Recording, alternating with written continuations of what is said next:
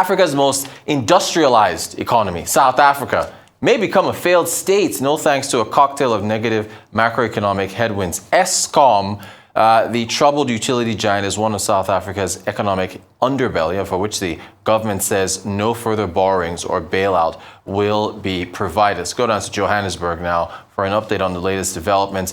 We have Chris Hart, the executive chair at Impact Africa Investment. He's live now. Chris, good to see you. Thank you so much for joining us. Good evening. How are the revelations about the massive corruption in Eskom being viewed within the business and investment circuit in South Africa? Well, the revelations are not really a secret. It's sort of been an untold thing that we know is really across the government sector and increasingly in the private sector as that sort of culture of corruption gets almost pushed into the private sector. And that's really the big concern because, from a point of view, we're very concerned. I think up until about a year ago, you could say, okay, the corruption's just a story, you just giggle about it and you just see if you can try and avoid it, etc., if you're in business. But you can't avoid it because the actual corruption now has had very real consequences in terms of the performance of the economy. For instance, Transnet is not functioning. The railway system is actually literally being dismantled. Eskom, we're sitting with load shedding. We're facing potentially a water crisis. So the corruption is starting to actually have very real impact on the actual day-to-day living. It's not just something you hear about in the news, but you don't actually feel it personally. And that I think is the big shift over the last year to 18 months, is that the actual corruption or the fruits of the corruption is actually manifesting itself in very real service delivery problems. As I said, it's really not just electricity, it's education, it's health, it's really across government services. It's even on the security of the borders with an influx of foreigners coming in, creating tensions at grassroots level. And so that's the Eskom story is really just highlighting it. We've lost SAA, the post office has gone into receivership, for instance, and all of these things have been really a long brewing cocktail of corruption that's occurred. You cannot really deal with government without actually having to deal with the corruption issue. And does that then, I guess, make it a major investment risk as far as the Eskom crisis is concerned, when it comes to consideration for South Africa as far as investment? It is a major risk. If one stepped backwards and said, right, the risks are multiple. Firstly, there's enormous regulatory costs that are imposed on doing business in South Africa.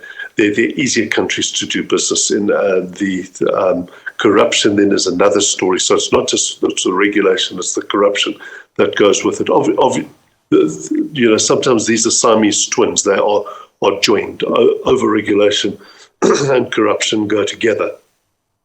And I think that's looking at it from the top. If you actually look behind, the failure of government really has meant that the services that one would have expected from government are really being privatized across the board. And so from an opportunity point of view, the private sector in one sense is expanding capacity in areas that the government used to cover. For instance, in security, with the failure of the police force, you're getting security companies expanding. With the failure of Eskom, you're getting private electricity production, and people looking at for private solutions. In education, people are looking for private solutions, and to a large extent, the failure of government is leading to you could say surprising large-scale opportunities behind that veil of corruption. So in South Africa's case, one must never look at the problem. One needs to look through the problems to actually see the opportunities that are actually unfolding in the background.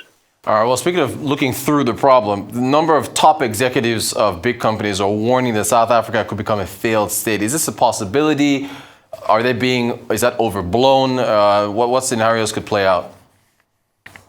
I think the one thing South Africa has been really blessed with is a highly capable private sector. The private sector also is unusual in an emerging market. The number of multinationals that have been spawned in South Africa is also unusual. So in that sense, the private sector is holding South Africa together. But rising crime, the electricity problem, the actual social cohesion is in fact under attack. So as long, and the other real problem is the massive unemployment that has come as a result of people really pulling in their horns from a point of view of employment and going into survival mode to a large extent. The COVID lockdown was not friendly on the South African economy at all. I suspect that was a global problem anyway, but the bounce back post the COVID lockdown problems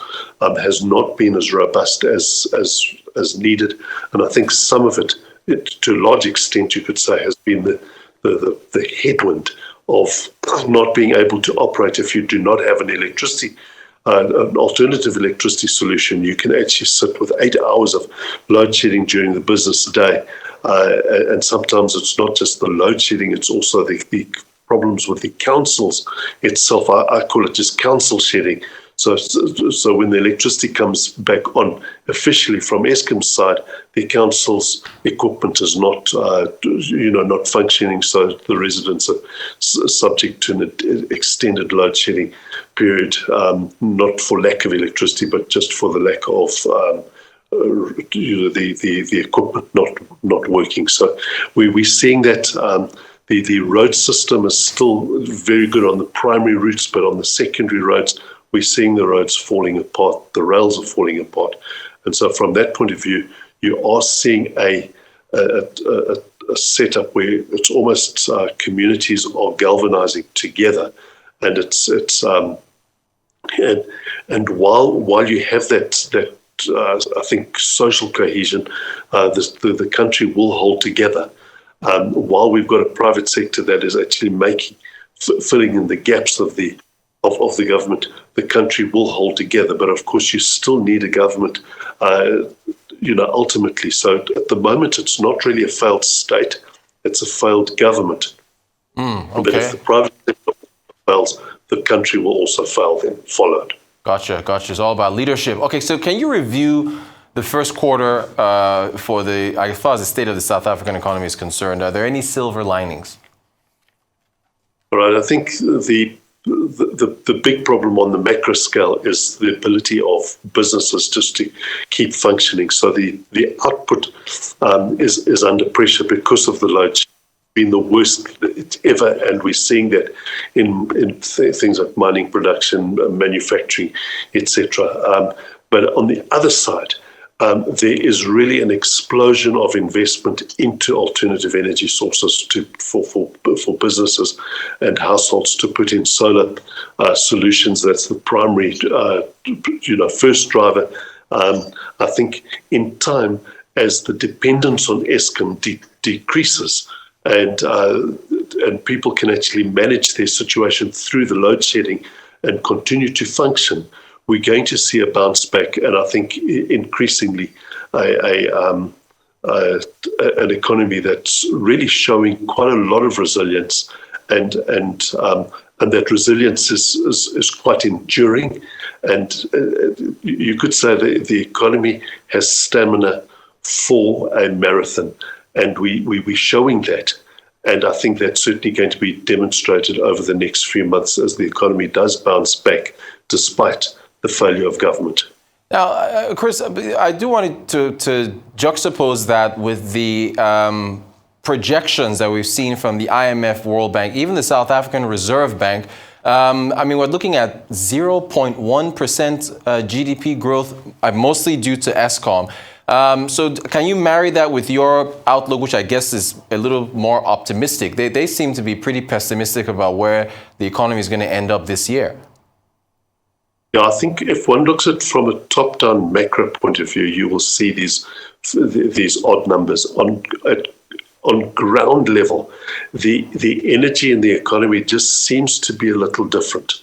And I think it's as people sort of go about their daily lives to actually circumvent the problems that are coming from the top, you are seeing a different energy at the bottom. As I say, solar installers, for instance, are in boom.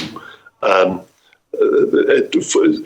an example, there are other businesses that are struggling because of the electricity, but as these holes start to build in, they too, continue to function, on a more normal basis. And when that starts to happen, the actual circulation of money in the economy continues to, hold up. And I think that is important. So there's certainly from the top down, it doesn't look great. From the bottom up, there is certainly a certain, and I would say, anecdotal evidence of a fair bit of vigor and energy.